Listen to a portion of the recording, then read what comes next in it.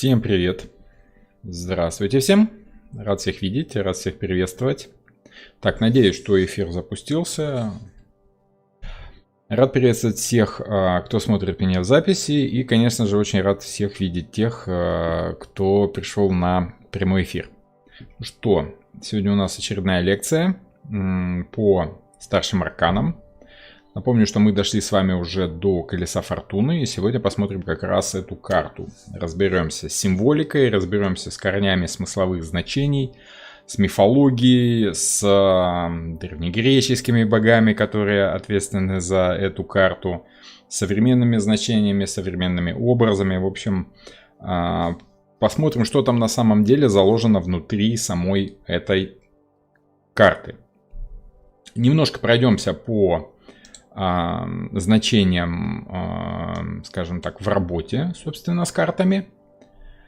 Вот. Но напомню, что наиболее глубоко смысловые значения, именно гадательные значения, которые мы используем при работе с картами, вот их я разбираю в курсе своего группового обучения. Завтра как раз стартует 2 группы, вечерняя и утренняя.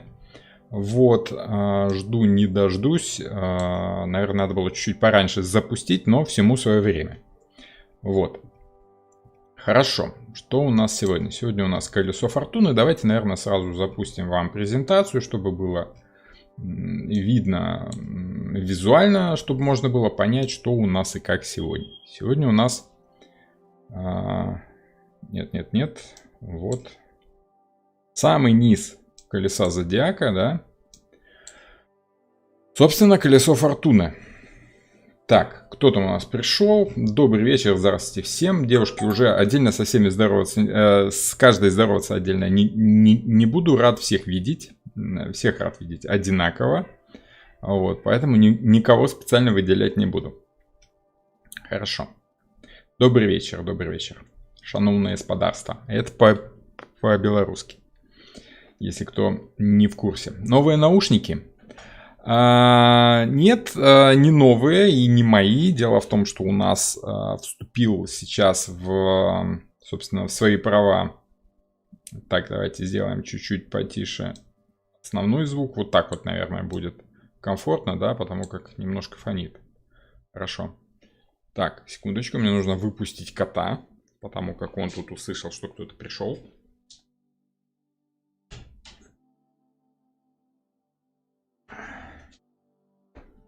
Все, есть. Наушники не новые, наушники старые, но дело в том, что у нас вступил в силу 30 числа ретроградный Меркурий, который очень часто балуется тем, что выводит из строя технику. В частности, всякую такую сложную. Вот у меня накрылись наушники мои рабочие, поэтому я отобрал у семейных их наушники и жду, когда мне приедут новые. Завтра, послезавтра уже должна доставка быть. Так что да, кстати, у нас сейчас разворачивается вовсю ретроградный Меркурий. Те, кто знают, что это такое, уже, наверное, во второй раз за год вздрогнули, да. Те, кто еще лучше знают, что это такое, начинают рассчитывать, что же там нужно делать. Потому как на ретроградном Меркурии можно не только страдать, скажем так, да, от нарушений связи, от нарушений, скажем так, попыток понимания чего-то, да, но и можно очень грамотно входить в какие-то новые, давно забытые ощущения. Вот, в частности, для учебы это может быть очень хорошо, особенно если напоминать вам что-то такое, что будет отзываться вас давно чем-то таким забытым, да. Чтобы вытаскивать из подсознания, ретроградный Меркурий очень хорошая тема на самом-то деле. Что бояться его не стоит. У каждого инструмента есть свои качества, да. У молотка есть плоская сторона, да, а есть такая узкая острая сторона. Если, конечно, и гвозди забивать будет не очень удобно, но им очень удобно эти гвозди выковыривать и подстукивать что-то такое совсем маленькое. Поэтому каждым инструментом нужно пользоваться грамотно, в том числе и Меркурием, когда он ушел в ретроград. Хорошо. Но об этом сегодня не будем. Сегодня у нас тема колесо фортуны. Давайте потихонечку будем рассматривать, что за колесо такое. Кстати, если вы заметили, а вы, скорее всего, заметили.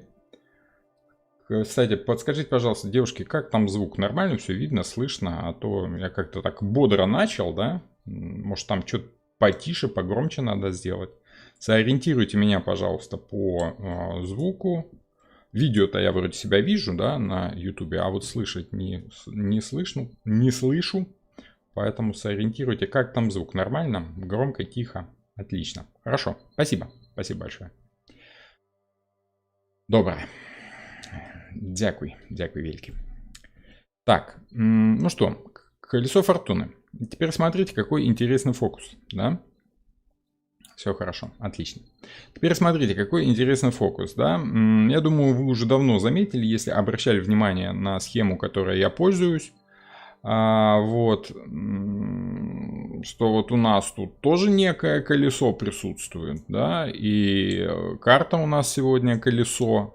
Очень похожи два этих колеса. Это не случайно, неспроста. Вот дело в том, что это в принципе одно и то же колесо. Если рассмотреть его поближе, мы, конечно, увидим тут какие-то непонятные символы, загадочные какие-то черточки, какие-то тут волны, что-то еще, какая-то символика, какие-то животные вокруг. Кто-то ползет, кто-то сидит, кто-то летит, кто-то падает, не падает. В общем, не пойми что.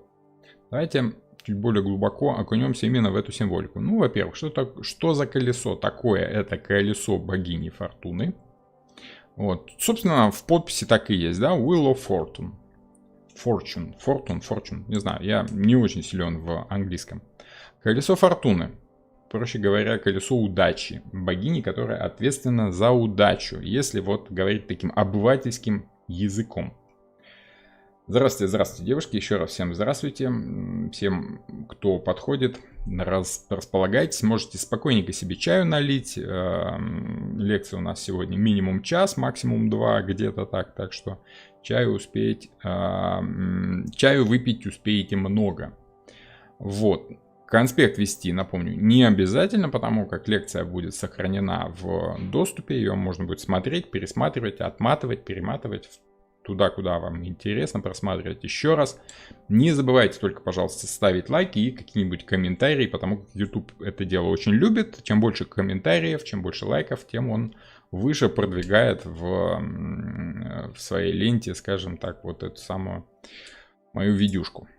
А это хорошо. Это чем больше народу, тем лучше, тем веселее.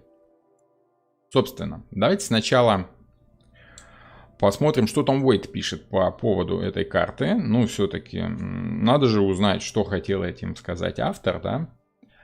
Надеюсь, будет видно более или менее. Ну, давайте чуть-чуть увеличим. Вот так вот.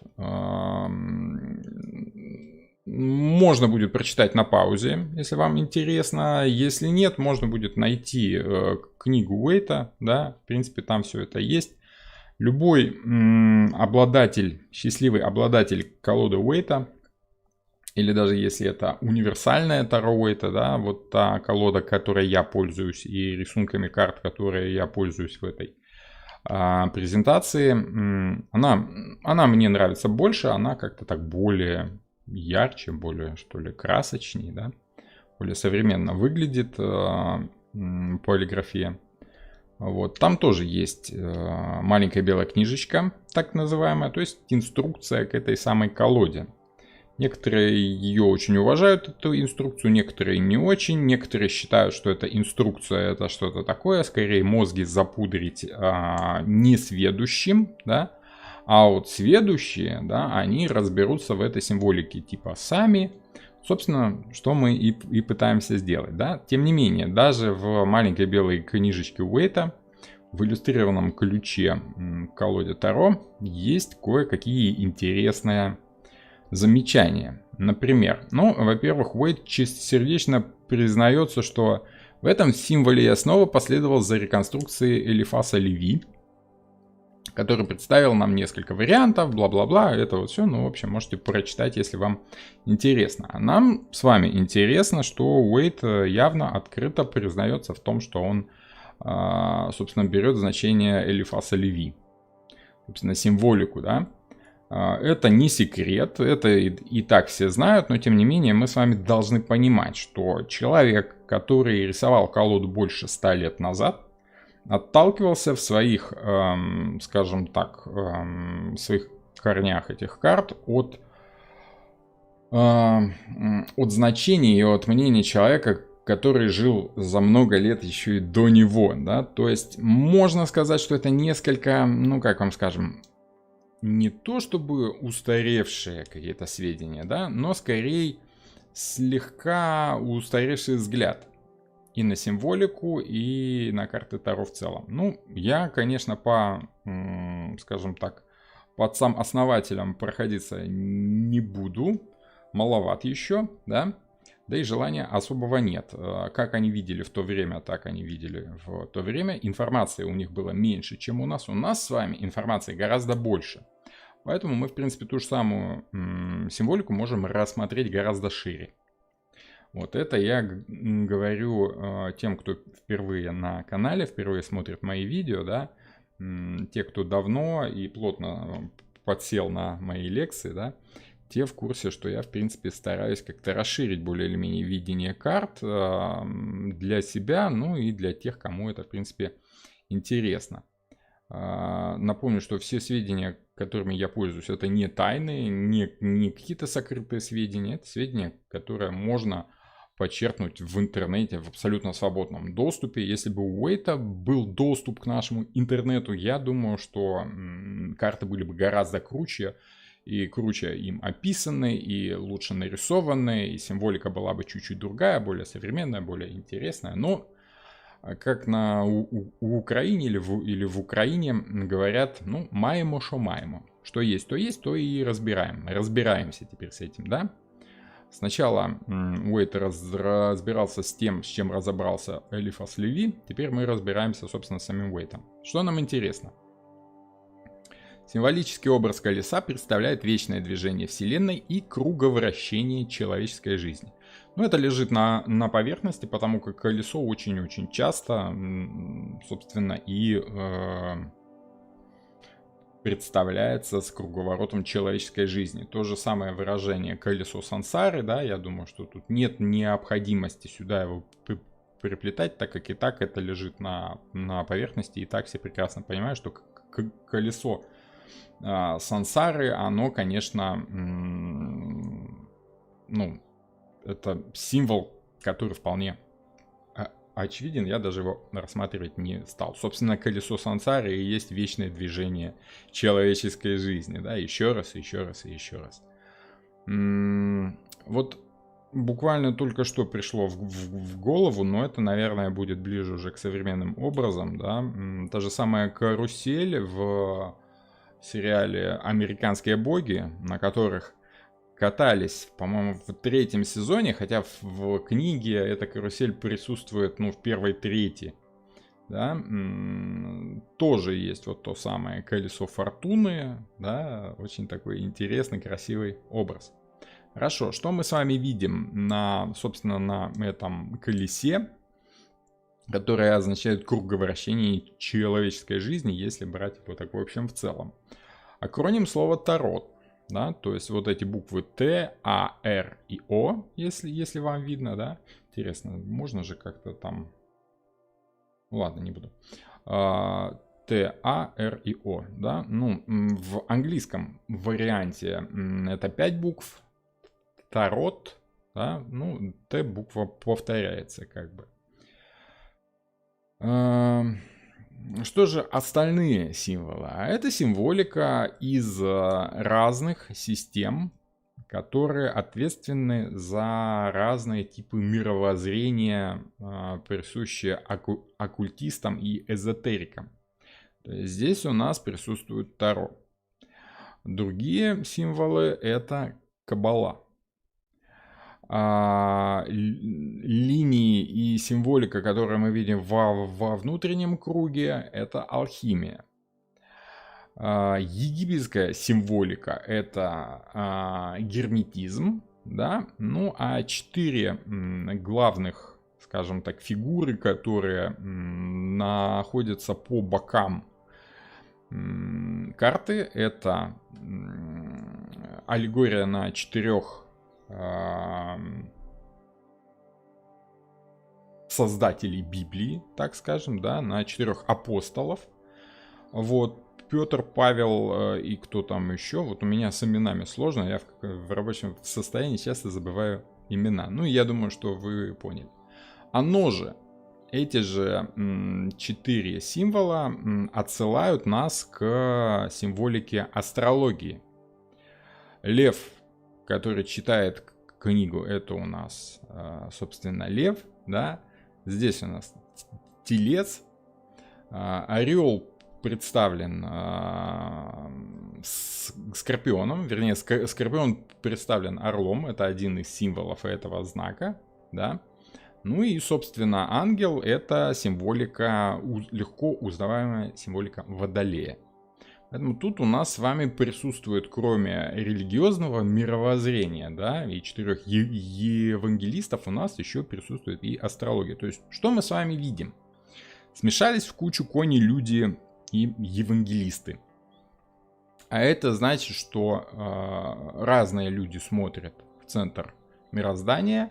У каждого человека своя точка зрения на то, как оно все работает. У каждого человека своя система, по которой он все объясняет и выстраивает весь этот хаос в какой-то относительный, ну, относительно самого человека, некий порядок. То есть у каждого своя символика. Кто верит в Бога, кто в Аллаха, кто в стихии алхимии, кто в кабалу, в герметизм, кто во что гораст. Что характерно, нельзя сказать, что кто-то прав, что кто-то не прав. Скорее, это точки зрения людей, которые смотрят на что-то одно. Вот это, собственно, одно здесь у нас и присутствует. Круговращение человеческой жизни. Хорошо, что еще там Уэйд пишет? Это Божий промысел внутри, а подобный ему промысел вовне представлен 4 существами. Когда речь идет о 4 существах, имеется в виду, конечно, 4 символа астрологии. Это мы уже с вами разобрали. За общей идеей, которая заложена в данном символе, скрывается отрицание случайности и фатализм. Вот это очень важно. Это очень важно. Важно понять, что эта идея, с одной стороны, скажем так, отрицает случайность. С другой стороны, это... Так. Есть, нету? Как там звук? Качество соединения пошло. Нормально. Хорошо. Хорошо. Я так понимаю, что у нас был небольшой перерыв в этой самой... Небольшой перерыв в эфире был, да? Девушки, подскажите, пожалуйста, кто там есть на связи, да? Что у нас, на чем у нас был перерыв? На чем у нас там... рассоединилось все. Так, есть связь. Давайте маленькую паузу, я пока налажу, что и как.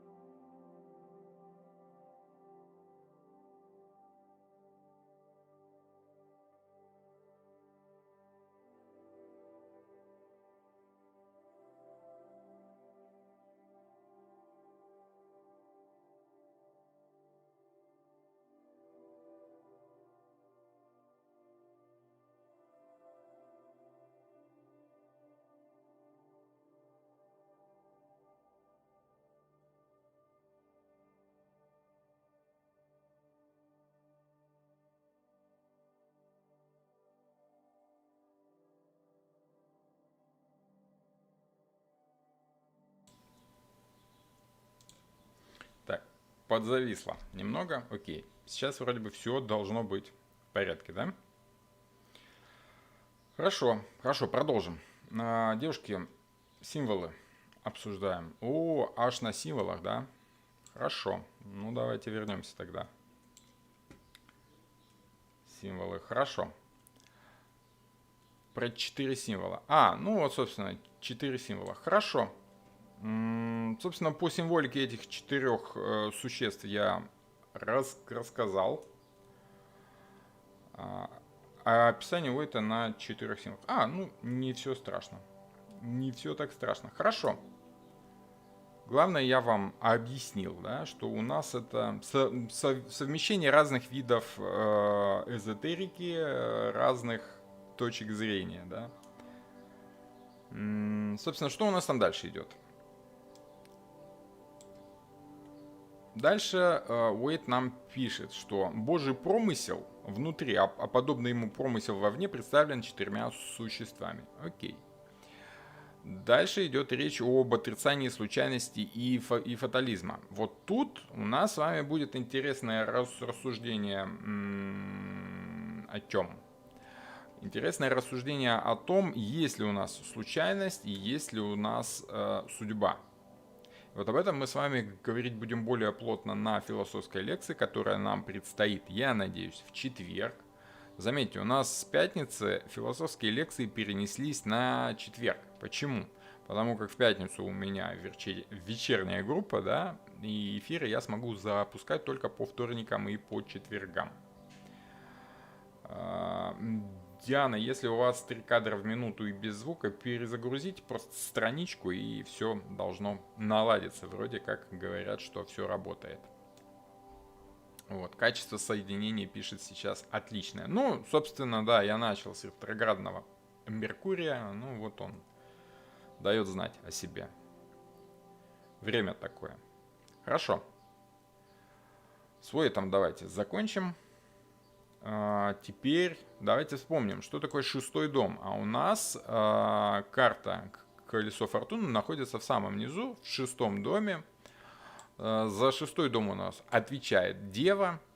2 планеты там хорошо себя чувствуют. Это Меркурий и Прозерпина. Собственно, Прозерпина является главной планетой 6-го дома. И, как мы говорили с вами уже на отшельнике, представляет собой выбор чего-то одного, в частности, погружение внутрь, вглубь, в сущность. Собственно, Уэйджи и пишет, что это Божий промысел внутри, да, внутри самого человека, внутри, собственно, того, что человек рассматривает в нашем реальном мире. То есть, ну, можно сказать, это одна из наиболее приземленных карт. Приземленных в плане одухотворенности некой, да, то есть это наиболее серьезное отдаление от Бога, от духовности, от, скажем так, ощущения без физических ощущений, да. Вот колесо фортуны у нас это скорее такой механизм, якобы бездушный, якобы холодный, спокойный, механический, да, можно сказать, что это законы природы, которые мы ощущаем с вами на материальном уровне. Вот. И Божий промысел за всем этим зачастую не виден. Ученые, которые относятся скорее к 6-му дому, да, ученые, которые отрицают существование Бога и некого Божьего промысла, да, они видят только материальную сторону нашей жизни, не видят мира духовного, он им просто-напросто не нужен, потому как они работают с чем-то материальным. Вот это колесо фортуны наиболее приближенное ощущение к тому, как это все работает в нашем, скажем так, материальном, в таком в механистическом мире. Да? То есть, собственно, механические законы природы, физические, химические законы природы. Да? Все то, что можно взять в руки, пощупать, увидеть. 6-й дом. Напомню, что 6-й дом отвечает еще и за служение и труд. Да? А мы с вами знаем, что ученые чаще всего не столько ради интереса делают свою работу, сколько ради того, чтобы помочь другим людям, чтобы улучшить жизнь человечества. Работа в подчинении. Да? Сегодня ты царь вверху, завтра колесо фортуны тебя опустит ниже, и ты будешь делать уже ту работу черную, которую раньше кто-то делал за тебя.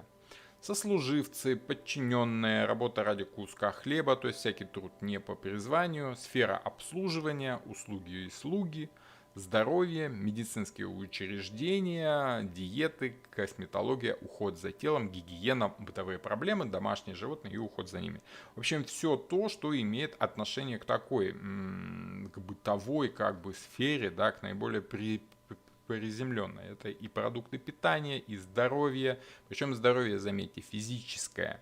Не столько духовное и не психическое, да, сколько именно вот такое здоровье плана физического. Уход за телом. Вот это, наверное, мне больше всего нравится в описании этой карты, это именно этого дома, да, уход за телом, да, физкультура. Вот что такое 6-й дом. В здоровом теле здоровый дух. Вот здоровый дух это где-то дом 12, да, у нас с вами в самом верху. А вот здоровое тело это то, где должен пребывать этот самый здоровый дух. Да? Собственно, вот тот самый механизм, можно сказать, знаете, есть такой очень интересный образ, да, что тело человеческое это скафандр, в который заключена душа человека, дух человека, да, то есть, собственно, и это просто механизм, который помогает человеку существовать в этом нашем материальном мире. Иначе, если бы не было этого самого тела, то дух летал бы над водой, и ничего бы не было, и ничего бы он сделать не мог, потому как у него, как это, ручек-то нету, да, у духа. Хорошо. В общем и целом так. Теперь давайте посмотрим, что же за колесо-то такое. С одной стороны, понятно, что это колесо зодиака, но с другой стороны, есть много других интересных колес, которые тоже стоит рассмотреть. И раз уж у нас речь с вами идет о колесе фортуны, давайте посмотрим, что за богиня такая, которая отвечала за поворот колеса. В прямом смысле слова давайте сначала копнем. И на самом деле есть такая богиня в Древней Греции. Звали ее Тюхе, или Тюхе, или Тихе. Ну, в общем, по-разному. Там транскрибировать можно. Ну, я ее зову, допустим, Тюхе. Просто потому, что, ну, вот как-то этот вариант я услышал, прочитал первым. Роман, добрый вечер. То есть, когда карта совет выпадает колесо фортуны, можно смело покоряться судьбе. Не спешите, Антонина, не спешите, потому как не все так однозначно. Да? Люблю эту фразу. Вот после этой фразы можно говорить что угодно. Давайте сначала посмотрим, что за богиня. Это самая Тюхе. В переводе значит случайность, то, что выпало по жребию, то есть по случаю. Сразу вам скажу, что древние люди прекрасно знали, что то, что выпало им по жребию, это не просто так само как-то так выпало, да, выкатилось как-то так из кармана, да. Это то, что им выпало по жребию, по велению богов. Да, то есть жребий выпадает так, как боги задумали, так, как боги устроили. То есть вот это самое Тюхе сидит и крутит это колесо с этим самым жребием, который вам выпадает, и именно богиня решает, повезет вам или не повезет. Понимаете? Поэтому с одной стороны случайность вот она. С другой стороны, за эту случайность отвечает богиня, то есть уже это не случайно. Поэтому тут можно сказать, что если вдаваться в глубокую философию, да, любая случайность не случайна. Либо, как можно еще взять фразы из контактика, да, о том, что случай это когда Бог хочет выступить инкогнито, да, ну вот что-то в этом роде какая-то такая фраза есть, да. На самом деле так оно и есть, то, что для человека кажется случайностью, которая выпала ему по какому-то там счастливому, либо несчастливому случаю, на самом деле все за него там сверху решается вот этими самыми богами, в частности Тюхе.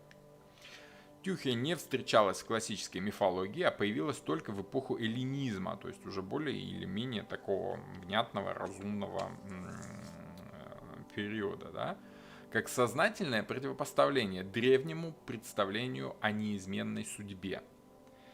То есть сначала люди вообще считали, что поменять они ничего не могут. Потом появилась эта самая Тюхя, которая говорит, ну как бы поменять, конечно, вы ничего не можете, но вам может повести, если боги будут вам благоволить. Поэтому даже вот тот случай, когда изменчивость мира, неустойчивость и случайность в жизни человека присутствует, за это отвечает конкретная богиня. То есть все не просто так. Впоследствии Тюхе становится не столько богиней удачи, сколько божеством, олицетворяющим счастливый случай. То есть, что это? Предопределено богами, либо выпало случайно. И так, и так. И выпало случайно, и предопределено богами. То есть, все случайное, не случайно. Отсюда, с соответствием Тюхе в римской мифологии фортуны есть выражение, ставшее крылатым – колесо фортуны. Собственно, также атрибутом как Тюхе, так и фортуны являлся рог изобилия. Вот. Некоторые, кстати, приписывали к созвездию Девы эту самую Тюхе. Вот. Поэтому тут еще как бы один крючок, который нас привязывает вот этим колесом фортуны к шестому дому и к Деве. Давайте теперь чуть глубже копнем, собственно, к фортуне. Что же она такая, да? Что же такое? Богиня счастья, случая и удачи. Изображается фортуна обыкновенно в виде одетой женщины, опирающейся одной рукой на колесо, другой держащей рог изобилия. И иногда она представлена стоящей на шаре или упирающей в него свой главный атрибут – колесо. Первоначально богиня урожая. Вот, ну, это можно заключить из происхождения его имени, которое там идет от глагола «ферре», то есть «носить», имеется в виду приносить какой-то плод, итог, да?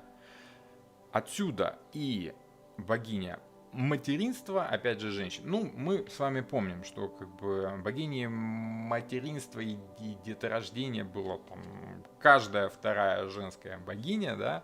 Вот. Дело в том, что сейчас нам это видится все очень запутано, но дело в том, что в античности у них просто были отдельные периоды, где каждый бог отвечал за свое, следующий период там шло перемешение, чуть-чуть дальше еще. Нам это видится неким салатом таким странным. Вот, для них все это было более или менее логично, поэтому просто принимайте это как сведения, ну, что есть, то есть. Тем не менее, символика сохранилась, и мы должны в ней чуть разбираться. Но важно помнить, что благодаря этому богиню Фортуну почитали еще и как богиню плодов, то есть, собственно, и деторождения, и плодов как в виде природы, да. С эпитетом девственная ей посвящали свою одежду невесты. То есть, опять же, намек на деву у нас присутствует, но я считаю, все-таки это уже больше похоже на натягивание совы на глобус, но тем не менее как-то так улавливается, да, ощущение. Хорошо, в общем, такая женская богиня, причем ощутимо женская. Почему? Потому что, смотрите, с одной стороны было много таких мужских богов, и они отвечали все, как правило, там, за то, чтобы человек что-то делал, как-то менял то, в чем он находится, да? А вот у женщин в античности и в древнем мире, и вообще вплоть до викторианской Англии, до поствикторианской Англии, до 20 века, так скажем, да, было весьма существенное ограничение прав и свобод. Поэтому женщина делать, что ей там хочется, не могла.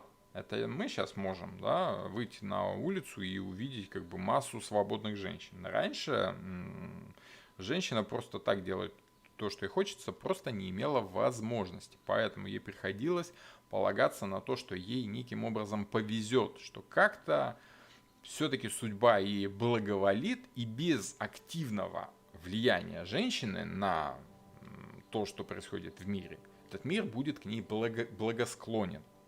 Поэтому в определенный момент именно в эллинистической, так скажем, истории и в римской, в древнеримской, богиня Фортуна была одна из самых-самых почитаемых. Вот.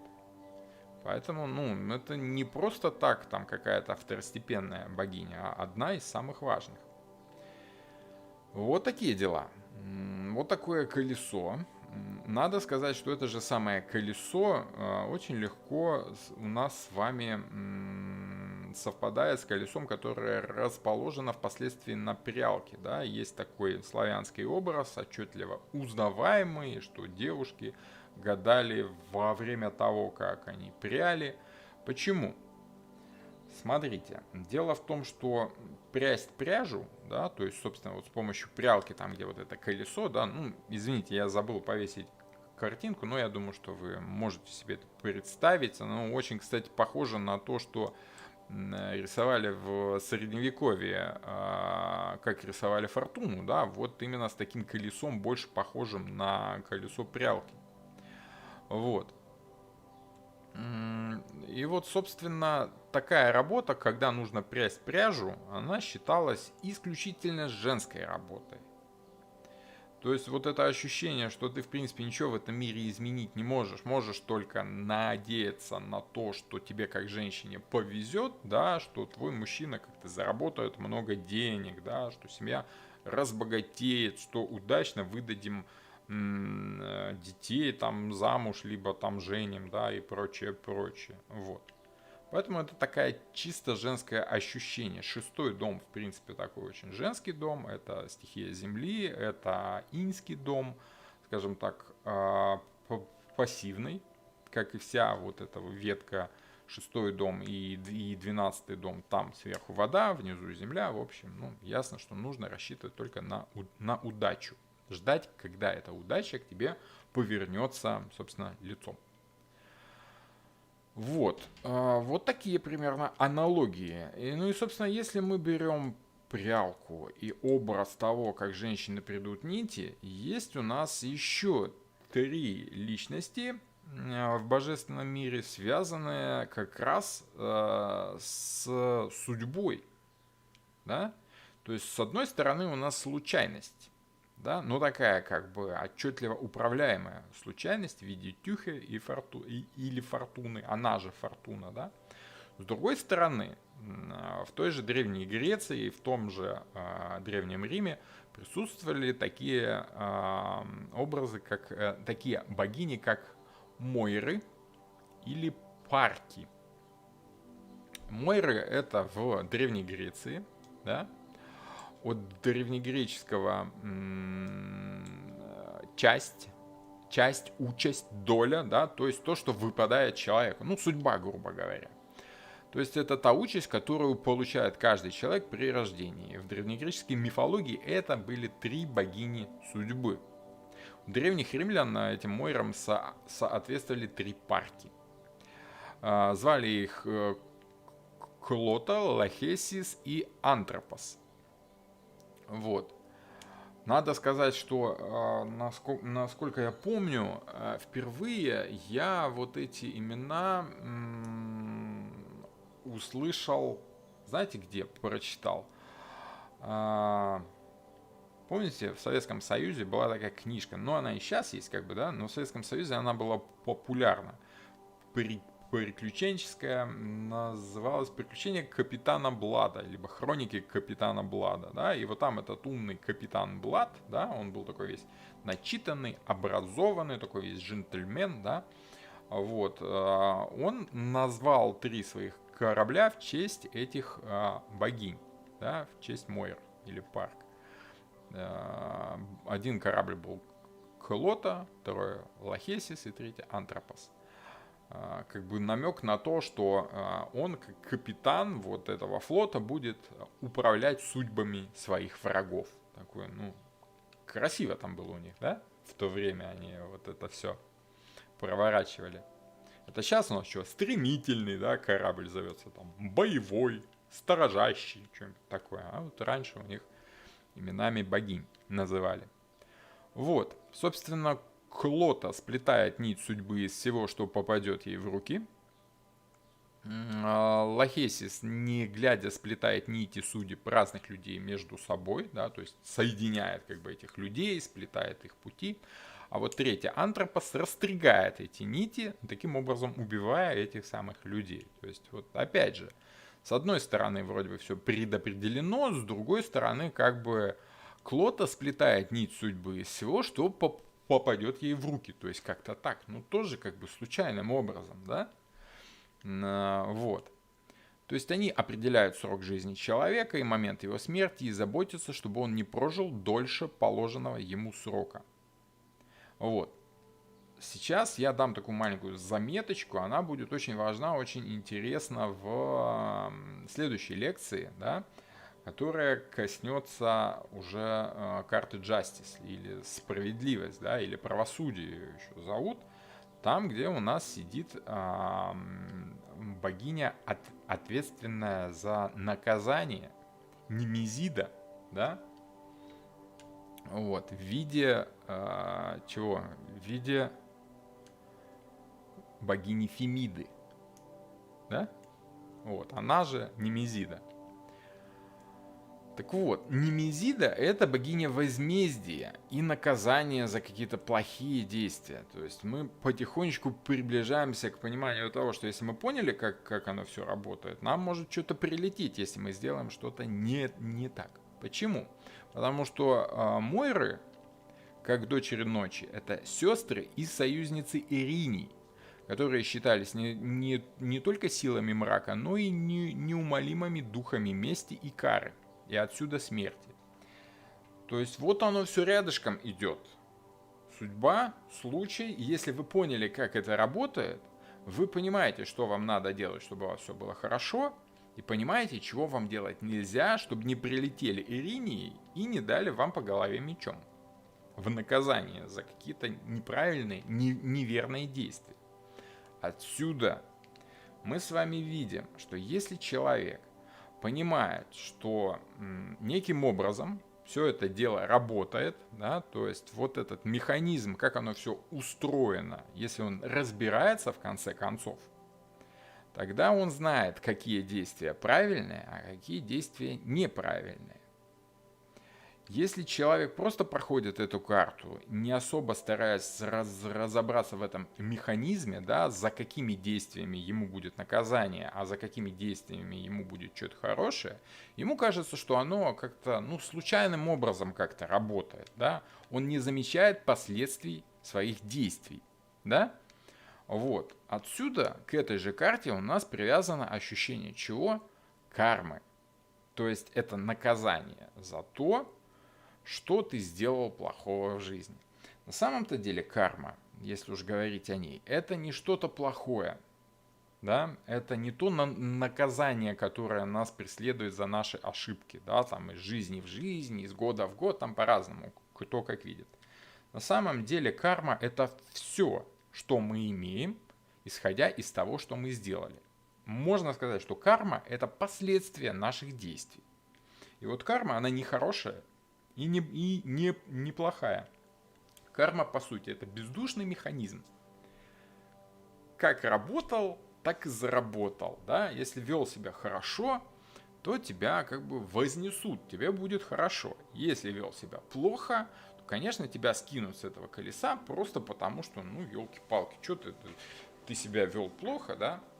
Но суть в том, что такое хорошо себя вести, что такое плохо себя вести, у всех людей по-разному ощущается, да? Есть вот эта вот разнонаправленность точек зрения. Поэтому то, что для одного человека хорошо, для другого плохо, да? И тут мы спросим, как же так? А где же справедливость? Справедливость, мои дорогие, она в следующей карте. Она в карте, собственно, справедливость, либо правосудие, да?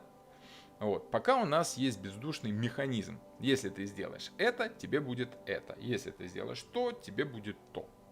Вот и все. Люди, которые глупые, Им кажется, что вот у них в жизни что-то плохое случается от того, что, ну вот случай, судьба, либо не судьба, да. По сути, все в нашем мире, вот если судить по этой карте, имеет, скажем так, причину и, соответственно, следствие. Да? И то, что в жизни происходит, происходит по какой-то причине, а не просто потому, что там кому-то из богов что-то в голову стрельнуло взять вас наказать. Карма, она есть, скажем так.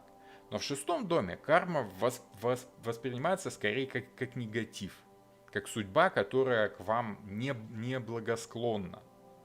Почему? Потому что в шестом доме мы не видим божественной любви. В шестом доме мы чувствуем приземленное ощущение жизни, скажем так. Мы видим этот механизм. И в шестом доме нам кажется, что ну вот просто вот как сделал, так и будет. И все это не очень сильно влияет на то, что там у тебя будет дальше. Можно как бы зарабатывать деньги расчетливым путем, да, можно там людей грабить, убивать, и тогда у тебя что будет? Много денег.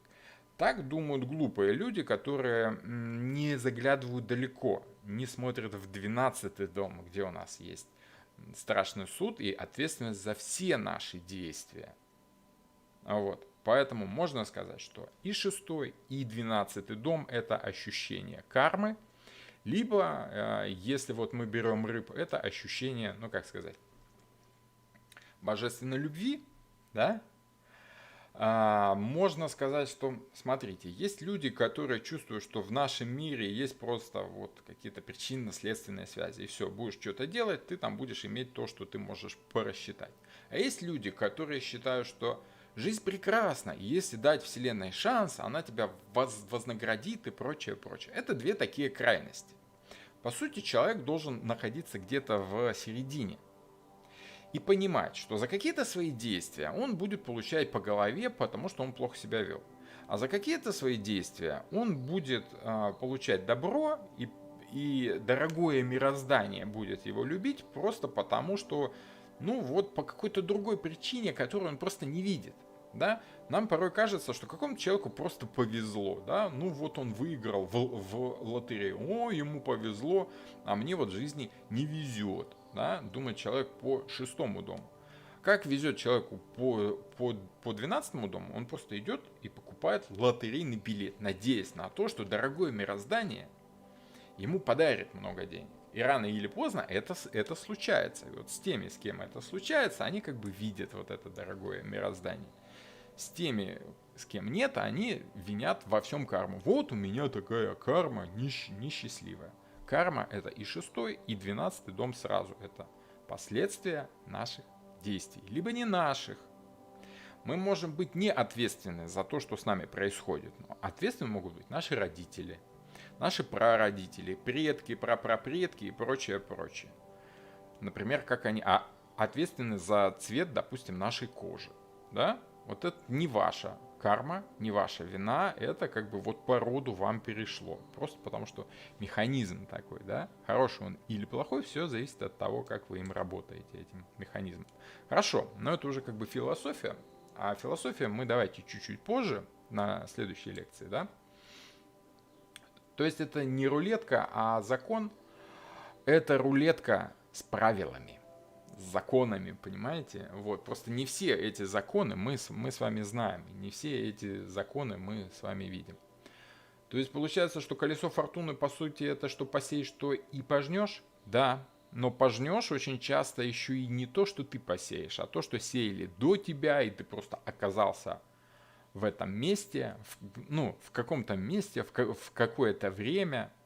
Вот. Просто причинно-следственные связи в жизни человека разворачиваются не только его. Эти самые норны, мойры и парки, да, они сплетают вместе нити судеб разных людей.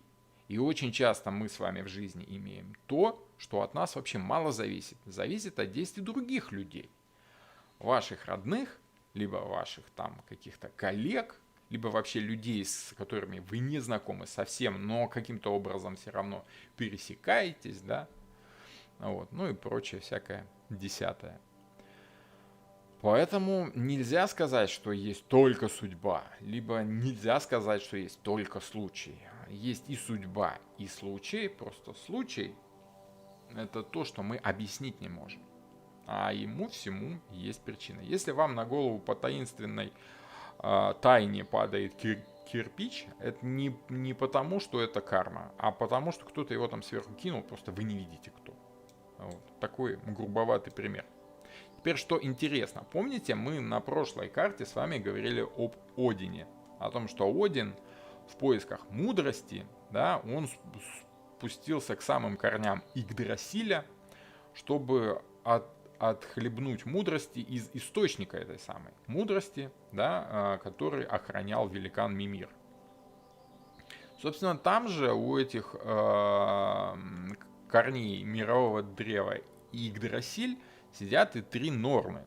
То есть это, скажем так, германо-скандинавский вариант Мойр. И вот, эти самые норны, волшебницы, наделенные чудесным даром определять судьбы мира, людей и даже богов.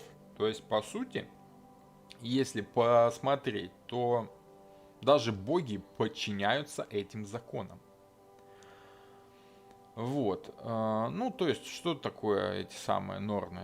Прошлое или судьба, урт, верданди, что значит настоящее или становление, ну и, собственно, скульт, что значит будущее или долг, должность.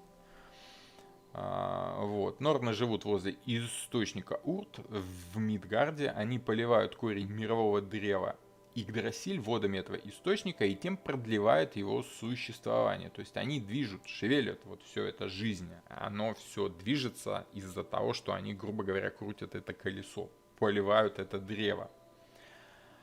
Вот. Даже сам Один несколько раз обращался к Норнам за советом. Также Норны иногда сами предсказывали будущее. Вот. То есть, собственно, вот мы с вами разобрали, что за такие богини, Норны, Мойры, Парки, Тюхе, Фортуна. Это вот все. Вот. Также еще есть очень интересный образ колеса, который часто рисовали в средневековых гравюрах. Но это, правда, не средневековая гравюра, это стилизация под средневековую гравюру, но почему-то все считают, что она реально средневековая. Ну, пусть. В принципе, похоже, да? По крайней мере, символика вот этого колеса, которое едет в 4 разные стороны, она присутствовала. А вот тут мы с вами видим, видите, такие разные слои как бы вот этих планет, небес и прочего. Это небесные сферы. И человек, скажем так, проникнувшись мудростью, он может выглянуть за пределы обычного материального мира и познать музыку этих самых высших сфер, понять механизмы действия всего, что развивается в нашей Вселенной. Да? То есть, собственно, мы с вами видим того самого человека с посохом. Человек с посохом — это путешественник, либо отшельник, странник, он же Один, который находится в поисках истины. Мы видим опять с вами символику мирового древа, да, и вот это все прочее. И видим, собственно, с вами процесс, как человек постигает законы мироздания, прорвав ткань реальности, так скажем, да, выйдя в астрал, грубо говоря, если уж так совсем проводить аналогии. Вот такие дела пироги. Собственно, вот что такое колесо фортуны. Это когда человек понимает, как на самом деле устроен мир. Понимать он может это, ну как понимает, объясняет. Да? Мир, он устроен сам по себе. Человек просто не очень понимает, как устроен этот мир и пытается как-то это объяснить. Кто с помощью химии, кто с помощью физики, кто с помощью математики, кто с помощью алхимии, таро, каббалы, религии, опять же, герметизма, чего угодно. Да? Мы с вами рассматриваем с помощью мифологии, с помощью чуть-чуть алхимии, там стихиями мы слегка шевелим, да. Но основное, конечно, у нас это карта Таро. Вот. Для нас самое главное это вот 4 буквы Таро. Вот так вот. То есть мы вольны выбирать то, что нам нравится, то, что нам нужно. Теперь по поводу того, колесо фортуны это закон или это случай. Да? Есть такая штука. Была такая штука у древних греков, называлась автоматон. Вот. Так вот, если про тюхе или тихе говорит, что она действует в разуме, да, то есть вообще все боги, если мы так смотрим, они действуют в разуме человека. Вообще в античности считалось, что если там человек слышит какую-то мысль, то это ему Бог что-то говорит некий, да, там Марс ему велит что-то делать, иди убей, да, если он слышит голос, иди убей, ну, то есть желание, да, он думает, а не убить ли мне этого человека и не забрать ли мне его ботинки?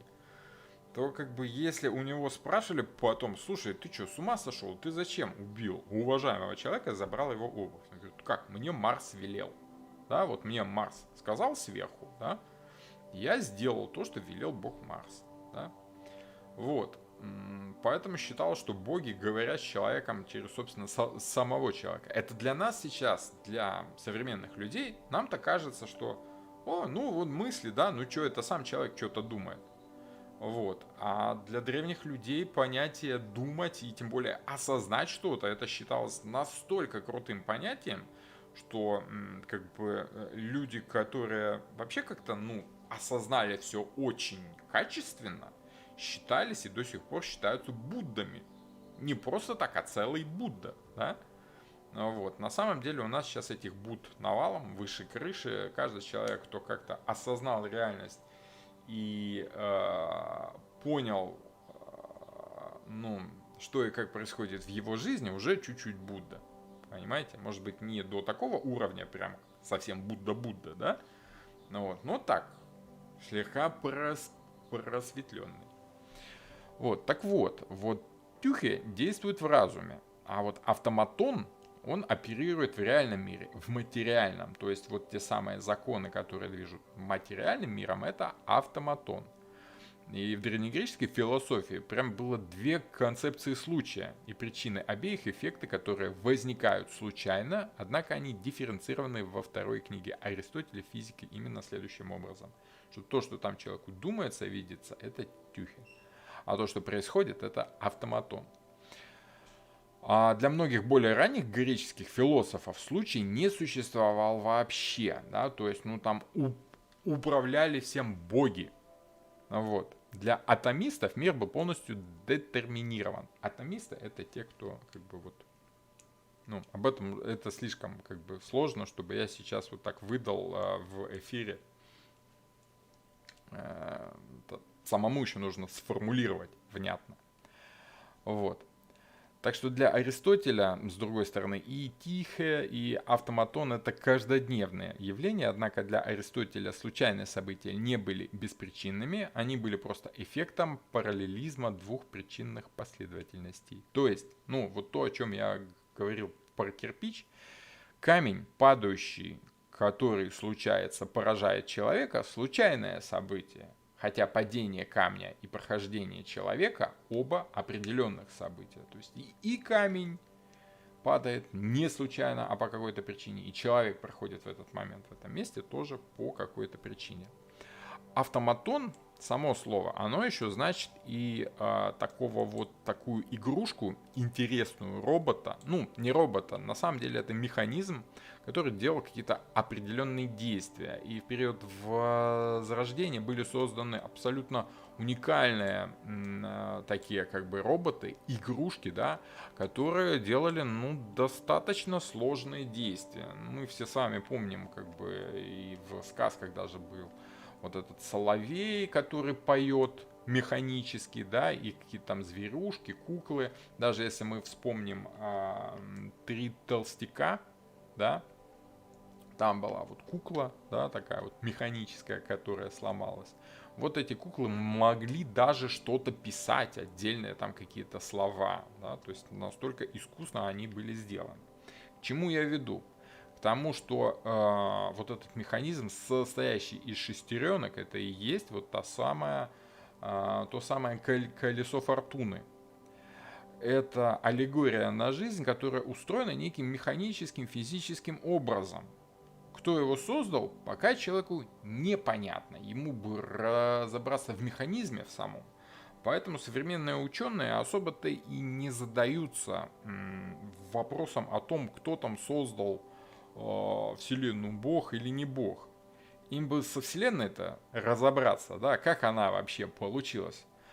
Им бы вот с этими шестеренками бы как-то дело, наладить, да, чтобы понять, где какая шестеренка, что делает. Вот. Пока вся наша жизнь, весь наш мир для наших ученых, он выглядит такой большим черным ящиком, в котором что-то понятно, что как работает, но вот большая часть непонятно УАШП, как оно там, почему, вот как-то так.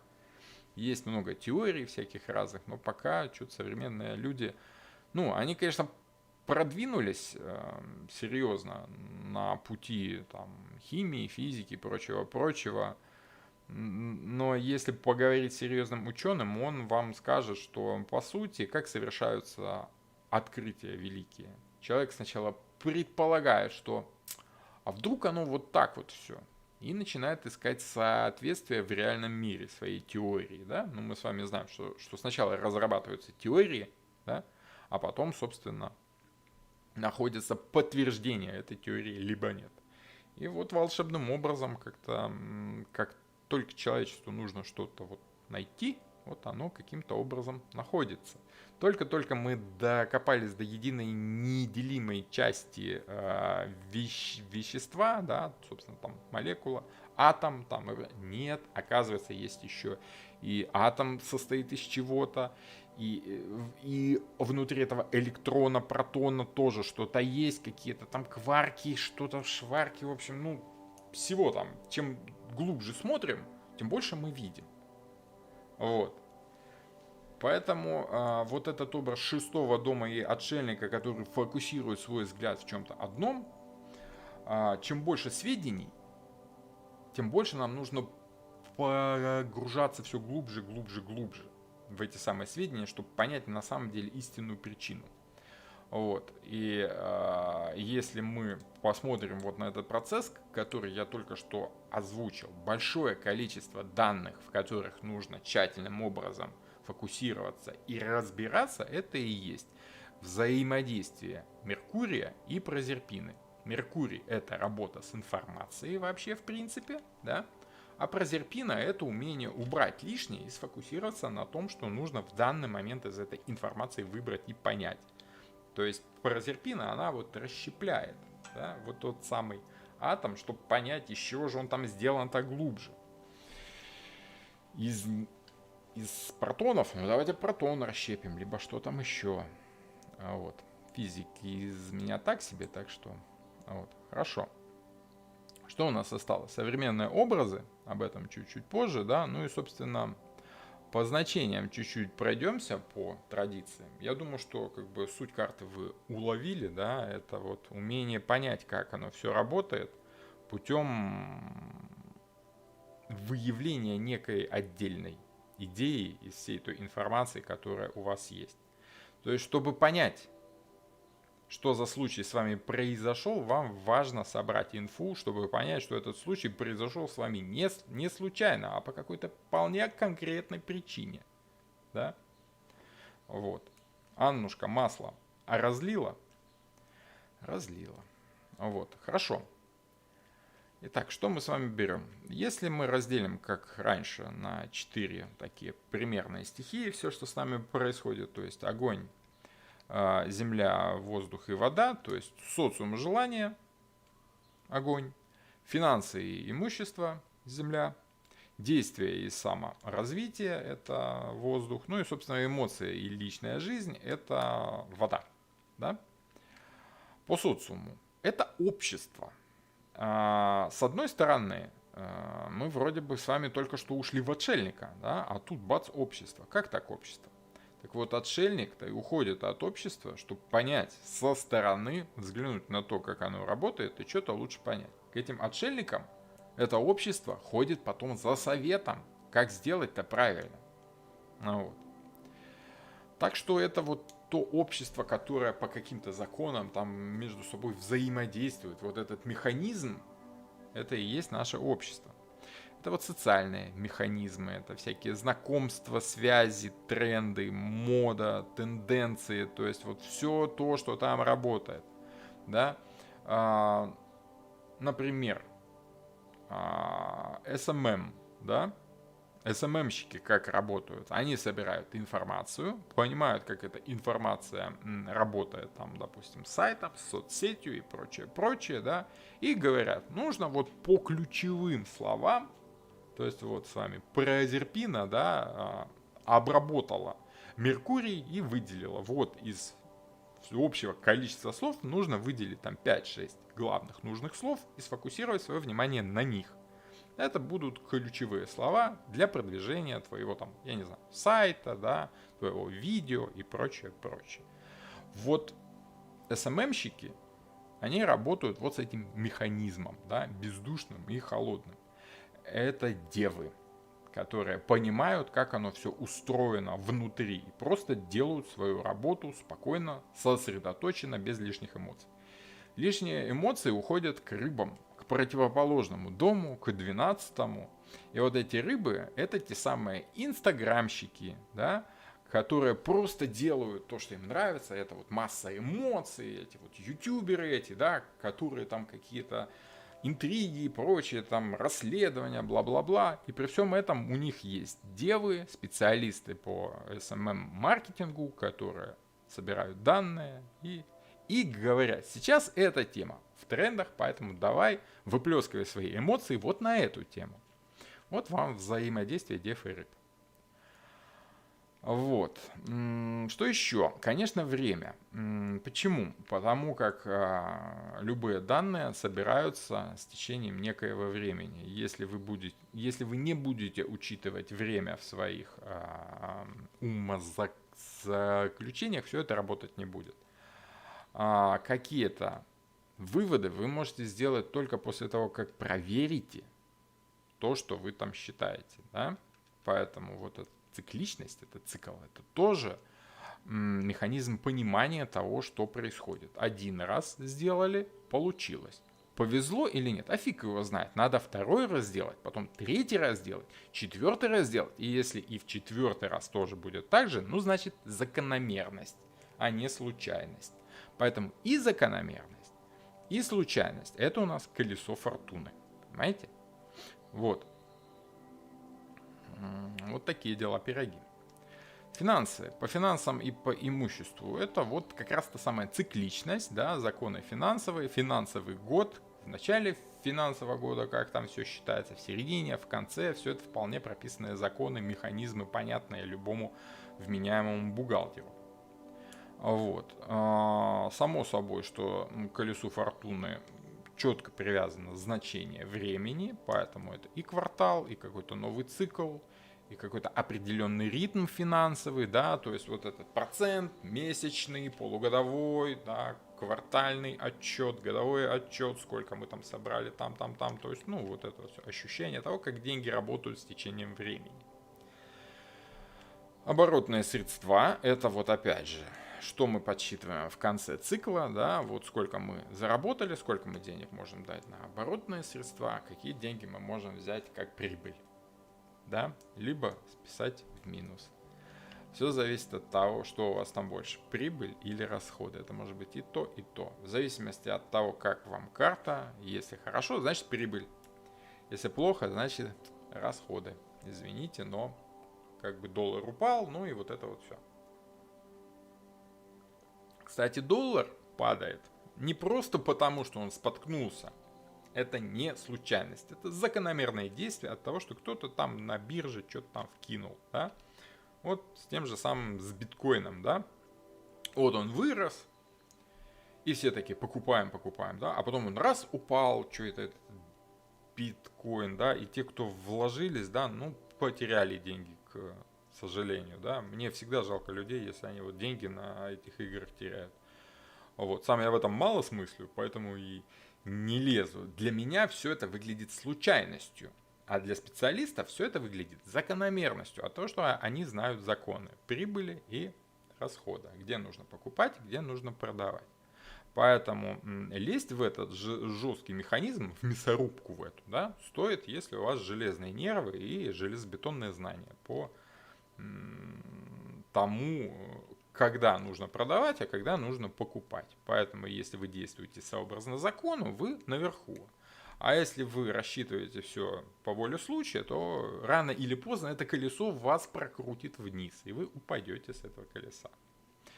Поэтому для одних людей это, конечно, судьба, а для других это удача, да, вера в высшие силы, в понимание мира устройства, что и как.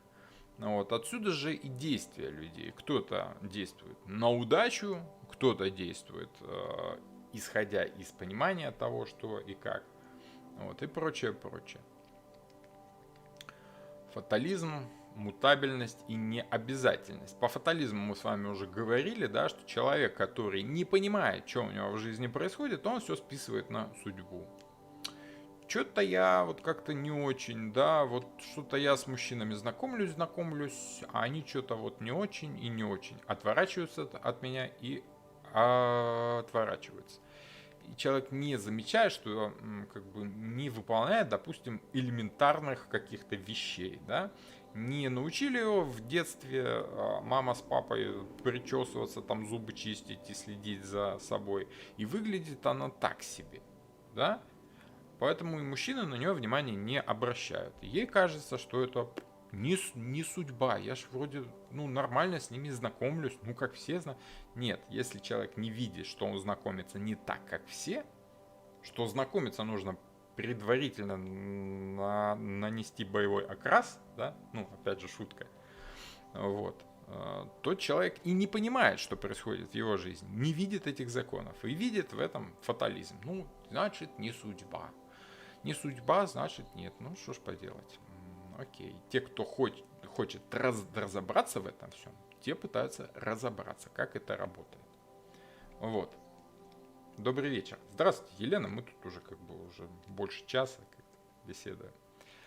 Хорошо. По эмоциям и по личной жизни. Это очень часто карта выпадает на судьбоносные всяческие решения, на перемены в жизни, который человек может как предсказывать, так и не может, да, то есть, если человек умный, он понимает, почему выпадает это колесо фортуны. Человек понимает, что по-другому-то быть и не может. Я очень часто привожу в пример очень хороший анекдот про Штирлица. Вот все мои ученики знают, я обязательно на эту карту рассказываю анекдот про Штирлица, который пошел в лес собирать грибы. Ходил там час, 2, 3, 4, целые сутки ходил. Не судьба, подумал Штирлиц и сел в сугроб. Да? Вот, то есть это ярчайшим образом показывает, что человек, который не осознает простых причинно-следственных связей, да, что грибы зимой не растут, он может хоть целые сутки собирать эти грибы, и ему будет казаться, что судьба что-то ему не благоволит. А человек, который знает законы природы, да, он будет действовать сообразно этим законам. Теперь очень часто спрашивают, а как же вот говорят, что дуракам везет? Об этом в следующей лекции, почему дуракам везет, об этом я расскажу в следующей лекции, где мы будем эту карту прям вот поворачивать и так, и этак, и думать, что же оно там все-таки есть судьба, фортуна или нет. А теперь давайте по-быстрому глянем современные образы, да, что там по поводу судьбы говорят эти самые рептилоиды из Голливуда, да? Рептилоиды из Голливуда снимают отличные фильмы, в которых поднимаются, кстати, очень философские вопросы. Вот в частности, есть судьба или нет судьбы? Да? От чего зависит будущее человека? зависит от действия самого человека, либо от того, что все предопределено. И вот такие вопросы философские очень часто поднимаются в фильмах, которые как бы не на это вроде бы направлены, да, ну вот что такое Терминатор 2? Я думаю, что сегодня, кстати, сегодня День защиты детей, да, так что вот можете пересмотреть со своим ребенком, если вы еще не видели вот фильм Терминатор 2, где вот тот самый робот, автоматон, механизм бездушный, да, защищает вот этого самого ребенка от того, что происходит в жизни. То есть, как бы, смотрите, чем хорош этот фильм. Во-первых, он хорош тем, что тут присутствует вот этот автоматон, этот робот-терминатор, который не испытывает эмоций. Вот это такая гиперболизированное дело. Это робот.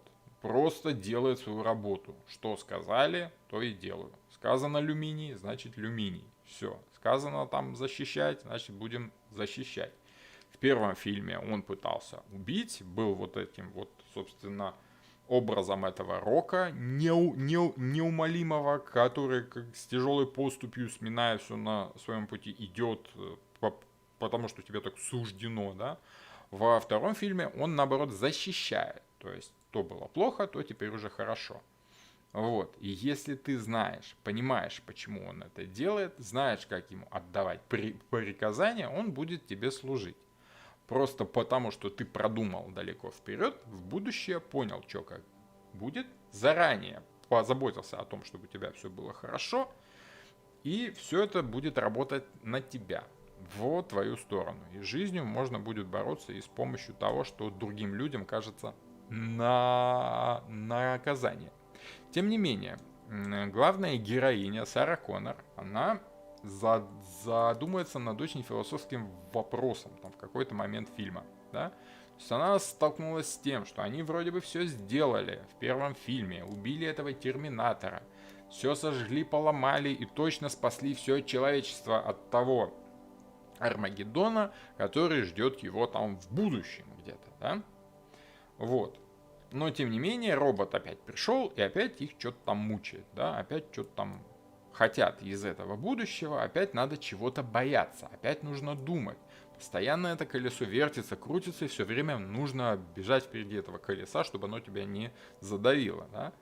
И вот основной вопрос, который для себя решила главная героиня, что нет судьбы, она прям вот ножом в какой-то момент царапает в раздумьях на дереве, что нет судьбы, кроме той, которую мы сами себе создаем. Вот, и если вы как бы после сегодняшней, а еще лучше после лекции в четверг, которая будет, посмотрите вот фильм «Терминатор 2», вы увидите подложку, философскую подложку этого фильма, которую видят далеко не все. Особенно если люди считают, что это просто какой-то боевик, фантастика, глупости, что там в том Голливуде понимают. Только мы тут великие там Рерихи и прочее, вот и Блаватские знаем толк в правильной траве. Нет, ребята, как бы умных людей хватает, деньги на этом делаются огромные, поэтому как бы материальная база, в том числе философская, поднимается ого-го. Все эти Джеймсы Кэмероны и прочие Томы Крузы, особенно Томы Крузы, которые еще и саентологи, да, вот они там в этом вообще шарят. Кстати, Джордж Лукас, да, там много образов есть из «Звездных войн», вот, но вот в частности про колесо фортуны можно сказать, что одна из ипостасей колеса фортуны, как правильная обработка информации, есть вот в этом самом роботе. Ну, не в этом, который золотой такой вот, да, вот это Z3PO, да, или как там его звали, вот он был специалист по иностранным языкам, по переводу из человеческого языка в машинный, да, и это больше похоже на этого самого, на Меркурия, да, с его умением перевести речь из одного состояния в другое, с переводом информации из подсознания в сознание. А вот то, что спрятано в подсознании, вот в этом самом роботе, я вам напомню вкратце сюжет самого лучшего, самого старого фильма по Звездным войнам. Это эпизод 4, да, по-моему, «Новая надежда» или как он там назывался. В общем, там сюжет простой. Сестра шлет брату, да, в некоем роботе спрятан чертеж, в котором показано слабое место звезды смерти. Да? И вот эти данные, эти сведения нужно передать повстанцам, которые, собственно, будут бороться против вот этой самой звезды смерти путем того, что у них есть некоторые сведения о слабости этой самой звезды смерти. И вот эти сведения были заключены в этом самом роботе, который помогал этим повстанцам найти путь по лабиринтам, там, в разных кораблях и, собственно, прочее, прочее. Вот это то вместилище информации, с помощью которого человек может распутать какую-то загадку и справиться с какой-то задачей, которая казалась ему непомерной, да, но вот сбить звезду смерти было нереально с помощью целого флота этих космических кораблей, но у него есть слабое место, и если знать, обладать этой информацией, которая от сестры, непонятно откуда у нее есть эти сведения, были переданы вот, собственно, брату, вот, от пассивного элемента к активному, от подсознания к сознанию, и в дальнейшем через действие эти, собственно, сведения явились ключевыми в победе вот этих самых повстанцев над этим самым императором, заметьте, да. Вот, интересно очень. Ну, для тех, кто видел «Звездные войны» и 4-й эпизод, я думаю, что для вас это прям очевидно, да. Потому как для человека, который имеет дело с картами Таро, не увидеть аналогии в «Звездных войнах», ну, я думаю, что только слепой, либо очень ленивый человек не будет в этом копаться. Вот. С другой стороны, да, что-то связанное с действиями, с кармой, с последствиями, которые разворачиваются с течением времени. Есть хороший фильм, называется The Butterfly Effect, эффект бабочки. Да? Если вы смотрели, по-моему, фильм 2007 года, да, что-то такое. Вот, там, где главный герой мог перемещаться неким волшебным образом в прошлое, менять прошлое, возвращаться в будущее и видеть, как меняется его будущее из-за того, что он делает в прошлом. То есть вот те самые причинно-следственные связи, которые ему казались вот какими-то случайными, на самом деле все, что с нами происходит, имеет некую цепь закономерностей, которые проистекают одна из другого. Очень хороший фильм, он такой моментами мрачноватый чуть-чуть, но тем не менее, ну вот если вы не видели, отличный фильм на вечер, чтобы понять, что карма это не только что-то плохое, но и то, что что-то хорошее, что просто вот есть причинно-следственные связи, грубо говоря. Вот, то есть в нашем мире все вращается благодаря тому, что одна шестеренка цепляет другую шестеренку, а это третью, четвертую, пятую, десятую, и все они составляют вот это колесо фортуны, которое крутится, и все мы в нем крутимся, каждый вот винтик в этом механизме. Вот, и от наших действий зависит действие соседних винтиков, и дальше, дальше, дальше, и все это вместе складывается в один большой механизм. Вот, хорошее кино, которое иллюстрирует... Там нет такой прям высокой философии, да, но как иллюстрация отличненько. Вот. Что еще? Может быть, не сразу вы вспомните, даже те, кто видел, я бы по одному кадру не сразу вспомнил, но тем не менее. Да, фильм отличный, «Эффект бабочки». Ну да, ну такое хорошее кино. Старенький, ну как старенький? Ну, не очень, ему лет 13-14, да. Как бы, да, внезапно уже столько лет прошло. Хороший фильм для проведения аллегорий и аналогий, да, и параллелей, и метафор, и всего, вот, всех этих страшных слов, да, я еще много вспомнить могу. Это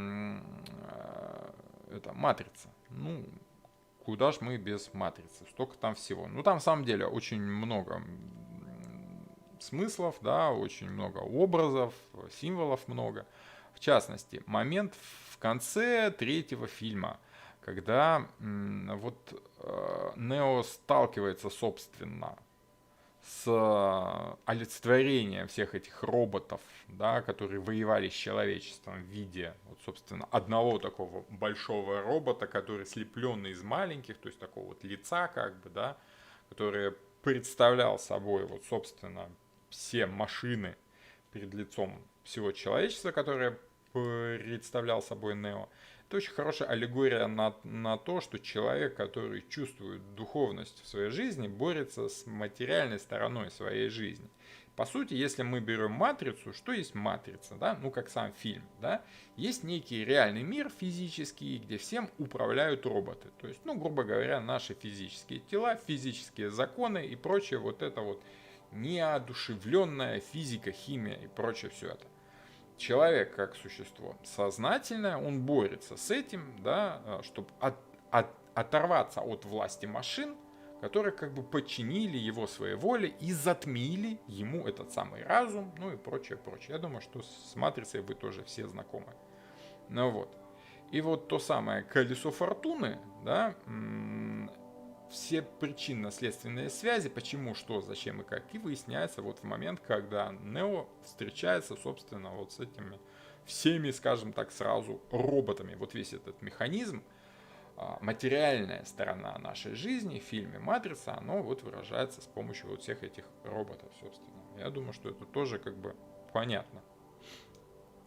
Вот, что у нас там еще по фильмам? Ну, вот последний, да, который так несколько плосковато, конечно, но тем не менее тоже ярко и интересным образом иллюстрирует то, как человек с помощью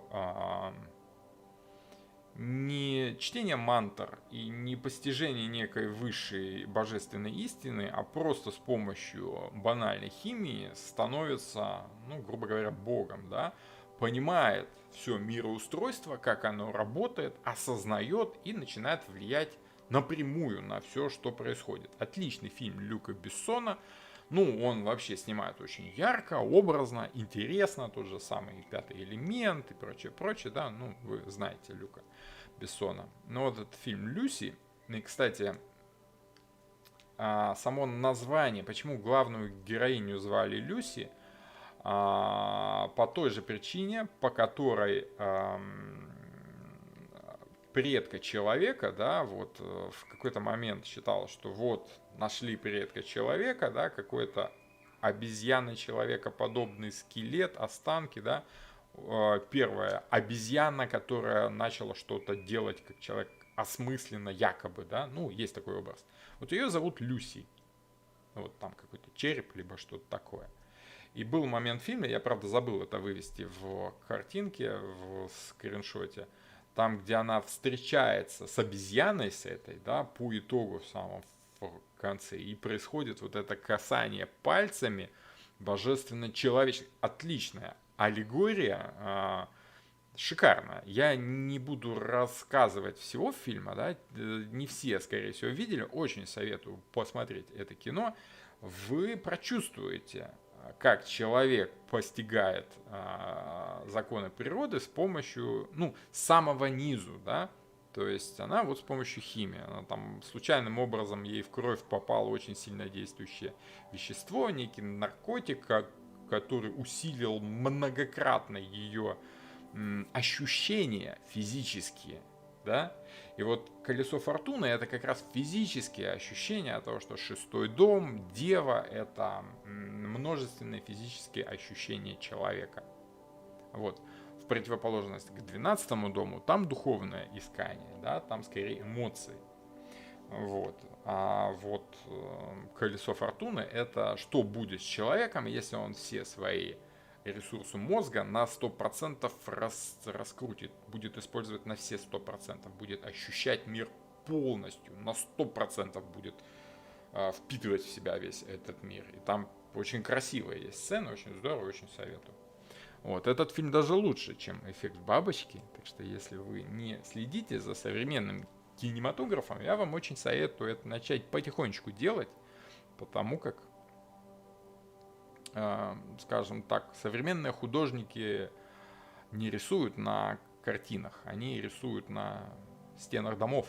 скажем так, есть такой образ, да? Вот. В частности, в кино очень большие деньги на это выделяются, и люди очень не глупые этим занимаются. Так что игнорировать это, ну, сложно, сложно. Вот. Я, наоборот, стараюсь этим пользоваться, как-то вот черпать вдохновение в каких-то фильмах. На самом деле, как понять, что фильм хороший, да?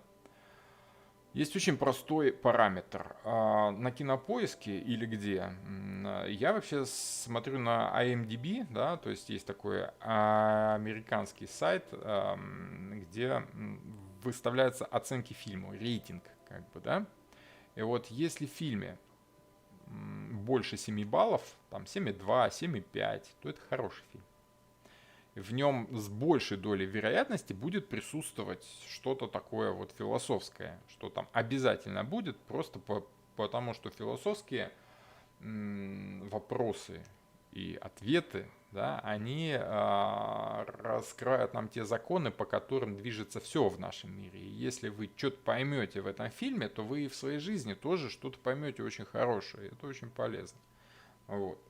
Всяко лучше, чем смотреть там, я не знаю, Дом 2. Вот там вы точно ничего хорошего. Ну, кроме того, что не все люди умные.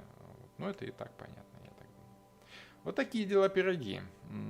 Вот такие сегодня аналогии «Колесо фортуны». И я сегодня очень много говорил о противодействии 6 дома и 12. А вот дальше у нас с вами будет 11-й старший аркан, это справедливость или правосудие. Вот. И, собственно, тут мы с вами будем уже более ярко, более внятно и более четко говорить о противодействии домов. О противодействии и о взаимодействии. От того, что два противоборствующих дома, 1 и 7, 6 и 12, 11 и 5, это по сути одно и то же. Одно и то же понятие, просто как бы рассматриваемое с разных сторон. Вот. И волшебным образом эти карты, они выпадают примерно вот в зону ответственности именно этих домов. Поэтому еще раз я вспомню Юрия Хана, да, который использует ту же самую систему. Я не знаю, честно говоря, он сам ее придумал, либо он ее взял где-то, но, по-моему, тут все логично, как-то спорить с ним по тому, как располагать арканы, смысла нет, просто потому что они логично так лежат, тут их по-другому, при всем желании их как-то в зодиак впихнуть нельзя. Единственное, в чем я не согласен с Юрием Ханом, хотя он, несомненно, имеет право на свою точку зрения, и, скорее всего, даже он в чем-то более прав, чем я. Вот, все-таки у него больше опыта, соответственно, он больше инфы обработал. Может быть, что-то лучше, глубже понял. Почему нет? Очень даже да. Ну вот. Единственное, в чем я с ним все-таки не согласен, с тем, что он везде, в каждой системе пытается искать какую-то красивую глазу, приятную симметричность. Я думаю, что не всегда это получается в нашем неидеальном мире. Везде есть какое-то несоответствие, незаконченность, недоделанность, такая легкая недошлифованность. Именно это и придает ему основной вкус, соль. Да? Если бы все было идеально, было бы тоже как-то грустно, скучно. Поэтому я считаю, что симметрия, она, конечно, важна, но даже лицо человека, если лицо человека сделать идеально симметричным, оно нам будет выглядеть страшноватым, потому что оно какое-то неестественное.